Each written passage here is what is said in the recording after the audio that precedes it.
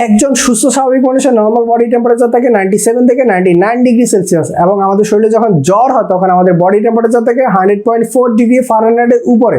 অর্থাৎ আমাদের body temperature 100.4 degree ফারেনহাইটের উপরে হলে আমরা ধরে নেব যে আমাদের জ্বর হয়েছে। এখন আমাদের আজকের ভিডিওর টপিক হচ্ছে কেন আমাদের চুলাতে 70 ডিগ্রি সেলসিয়াসে আমরা রান্না করতে পারছি কিন্তু আমাদের বডি টেম্পারেচার 100 ডিগ্রি হওয়া সত্ত্বেও আরও বেশি হওয়া সত্ত্বেও আমরা ওই টেম্পারেচারে আমাদের শরীরের উপরে কোনো রান্না বান্না করতে পারি না।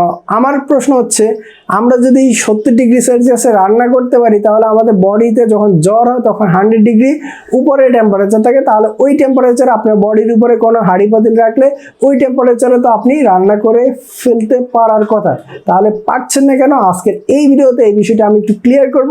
আমরা অনেক উত্তরটি জানি, আবার অনেকে জানি না। যারা জানি না তাদের জন্য আজকের এই ভিডিওটি আপনাদেরকে কনসেপ্টটি ক্লিয়ার করে দিচ্ছি। আমাদের বডি টেম্পারেচারকে আমরা ক্যালকুলেশন করি ফারেনহাইটে, অর্থাৎ ফারেনহাইট এককে আমরা ক্যালকুলেশন করি। অন্যদিকে আমরা আমাদের রুম টেম্পারেচার, চুলা টেম্পারেচার, এই টেম্পারেচারগুলোকে আমরা সেলসিয়াসে ক্যালকুলেশন করি। দুইটার ক্যালকুলেশন দুইটা একক দ্বারা করা হয়, যার জন্য আমরা কনফিউজড হয়ে যাই।